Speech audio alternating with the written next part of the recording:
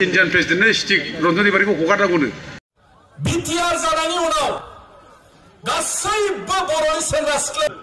आरो बिनि थाखाय फर्म राननानै होदों दिनै गैया गवा रायजोफोर गराय खुनु सिमां गैया BTR जानायनि उनाव गासैबो बर'नि सेंग्रा सिख्लायालायनो साख्रि मोनजोबसिगोन आरो बिनि थाखाय फर्म राननानै होदों आरो गावबा गाव बाय'डाटा बेसेबां क्वालिफिकेसन गोनां मानसि दं बिसोरो गासिबो जमा होनांगौ गासिबो साख्रि मोनजोबसिगोन बायदिसिना बाथ्रा बेफोर गासिबो बाथ्रायानो सैथो नंजोबा BTR सुक्तिया नंगौ थामथि गोरोबथाया नंगौ सुक्तियाबो BTR नङा मेमोरेन्डाम अफ सेटलमेन्ट बेवहाय खुनु BTR TTR होननाय गैया जियानो होनांगोन बेखौ गाज्रि मोननांगौनिबो बेयाव जेबो गैया गोदान जेबो रायजो फैयाखै आगोलनि जि BTC बे बिदिनो दं जि डिपार्टमेन्ट हाग्रामा महिलारि बिथांनि साइन होनायाव 2003 मायथाइयाव 2003 मायथाइयाव जों मोनबोदों बेनो दं बे BTR नि जायगाखौ BTAD होनदोंमोन इंराजियाव बड'लेण्ड टेरिटरियेल एरियाज डिस्ट्रिक्ट एबार जायफ्रा सागन होदों सहि होदों एबसु आरो NDP गुबुन गुबुन बेवहाय बे BTAD खौ BTR बड'लेण्ड टेरिटरियेल रिजन नाम दोननांगौ होननानै बुंदों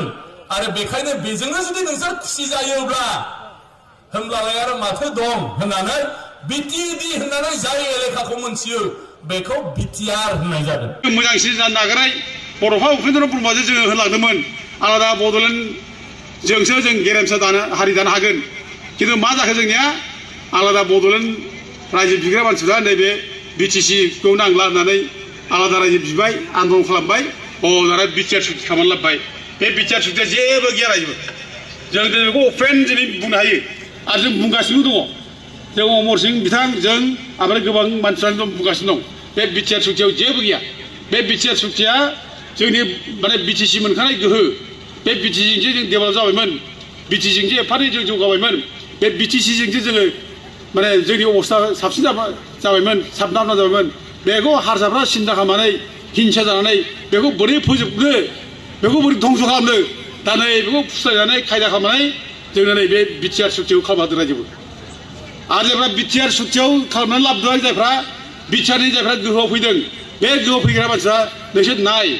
बिसोरनि खोथाफ्रा मोनसेबो दिनै रायजोनि जानायनि बाथ्रा बुंनाय नङा रायजोआव थगायनाय न'खर साख्रिगोन बहाबो होदोंसे साख्रिखौ होना रायजोबोद दा साख्रिया डिपार्टमेन्ट दिनै लांजाबाय आसाम गभर्नमेन्टजों आगोलाव BTCआव साख्रि होग्रा मोनसे डिपार्टमेन्ट दंमोन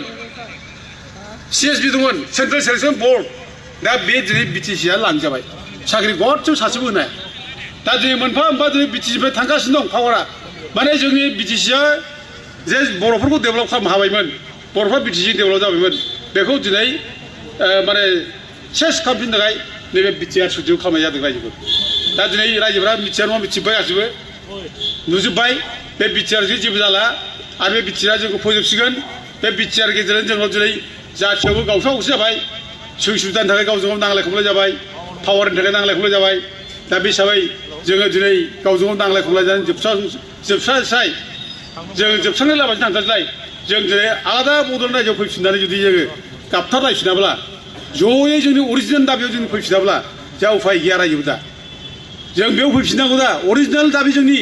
बड'फा उपेन्द्र ब्रह्मआ आद्रा खालामनानै गालांनाय बड'लेण्ड रायजो जों दिनै बेयाव ज' जाफैफिननांगौ जिसिबां आइ आफा गोरिब गुन्द्रा जाम्बा जाम्बि जेसेबां दं सोरबा बिजनेस मावग्रा होन सोरबा स्कुल फरायग्रा होन सोरबा साख्रिआवला होन बे बड'लेण्ड रायजोखौ दिनै सापर्ट खालामफिननांगौ दा दिनै नुबाय BTR सुक्ति जानानै मा जाखो जाय सुक्ति खालामग्रा बेनि जेलाव दं रायजोफोर मा जाखो बेयो नङासे जाय BTR सुक्ति खालामग्रा रन्जन दैमारि मानाव गेदेर रन्जन दैमारि एफा गोबाव संग्राम खालामबाय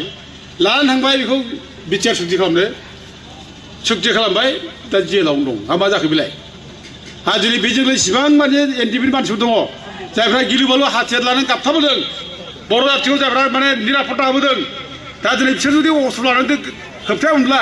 दिनै लोब गुन्दाजों फैनानै जोंखौ नाख्रेबसिगौ गाग्लोबसिगौ दा बिसोर होबथानायखायसो जों दिनै एसे बासायनो रायजोफोर बिसोर होबथानायखायसो जों एसे बासायदों नङाबा दालागै हिमालय हाजोसिम थांखासिगौ बर'फ्रा जोबसिगौ अबाव थांगौमोनथाय दा दिनै बिसोरबायदि मानसिया दिनै जुजिनानै जों निरापत्ता मोनबाय बर' जाथिया दिनै माने सिकिउरिटि मोनबाय दा बेबायदि मानसिफ्रा दिनै सुक्ति खालामनानै बिटिआर सुक्ति खालामनानै जेलाव जानानै दंजोब दा आंसोमोन जेलाव थादों रायजोफोर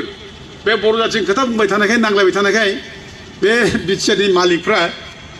बे फरायसाफोर नेताफ्रा आंखौ जेलाव थ्रोब सेबोनजोबना होनदों रायजोफोर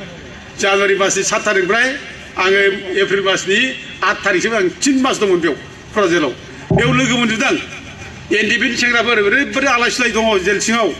रावबो खबर गैया जों न'आ बिराद गोरिब न'नि मानसिया बेखौ नायफैनो हाया बिमा बिफा नायफैनो हाया खबर लानो हाया आरो दिनै ओरैबायदि अबस्था दा बिसोरखौ माने सोरबा फासिनि अर्डार जाबाय सोरबा 12 बोसोर जेल सोरबा 8 बोसोर जेल सोरबा 16 बोसोर जेल आरो गनायनि खुनु बाथ्रायानो गैया दा अब्ला मा जागोन बिदिब्लाय जाथिया बिदि थांनानै थागोन नों एथ' गिदिर जुदि सुक्ति खालामदोंब्ला बिटिआर सुक्ति एथ' मोजांब्ला दिनै बे सुक्ति गेजेरजों बिसोर गजोबनांसिगौमोन दिनै गैया गवा रायजोफोर गराय नङा गरायनि खुनु सिमां गैया नै जोंना मैया दाखालि फरायसा आफादनि प्रेसिडेन्ट दिफेन बर'आ बुंनो हाबाय दासो एबारसो स्टिक हरनो नागिरदों दानानै माबानो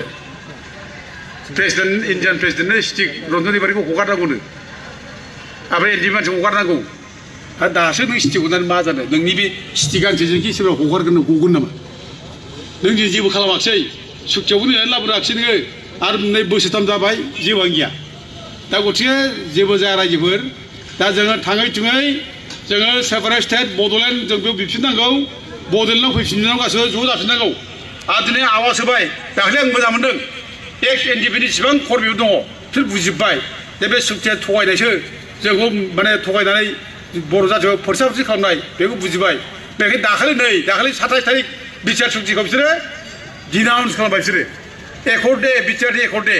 बेखौ डिनाउन्स खालामबाय ब्लेक दे हिसाबै बिसोर डिनाउन्स खालामदों आं बाख्नायदों बे स्पिरिटआ जों थानांगौ दा बे स्पिरिटआ बे सक्तिया जों थानांगौ जों माने जोंहा अमरसिं बिथाङा दाखालिबो बुंखांबाय बे बिटिआर सुक्तिखौ सावगोन आं होनना बुंदों दाखालि बे रावबो जेबो बुङाखै बे बिटिआर सुक्ति खालामग्राफ्रा बुंदोंमोन माबा माबि दा गैया जेबो बुङाखै मा खालामसैलाय सैथो खोथा आरो सैथोखौ दोनखोमायो सैथोआ नुजाखायो सैथोआ दोनखोमा जाग्रा बुस्थु नङा नों सैथोखौ इसेबां दाबायाव दोनगोन बेसेबां फर्सजों बांसिन फर्सजों सक्तिजों बे ओंखारबोगोन बाहेरायाव दा दिनै इसेबां दाबायनो हादों बांसिन दिनै ओंखारबोगासिनो दं सैथोआ जे नुजागासिनो दं रायजोफोरा मिथिगासिनो दं सोर नंगौ बुंदों सोर नंखाय बुंदों दा दिनै बे बिटिआरआ जोंखौ फोजोबगोन रायजोफोर बे बिटिआरनि दारै जेबो जालिया जों सानदोंमोन बे माने बिटिसिजों जों लासै लासै दावगा आलादा बड'लेण्डखौ मोनहैगोन खिन्थु दिनै बे जों जोबस्रां लामा फैबाय उल्था जों जोबनाय लामा फैबाय गैलिया ओंखायनो जों दिनै सेपारेट स्टेट आलादा बड'लेण्डनि थाखाय जों दिनै संग्राम खालामफिनबाय आरो दिनै बनसुलि जे माने फरायसाफ्रा दिनै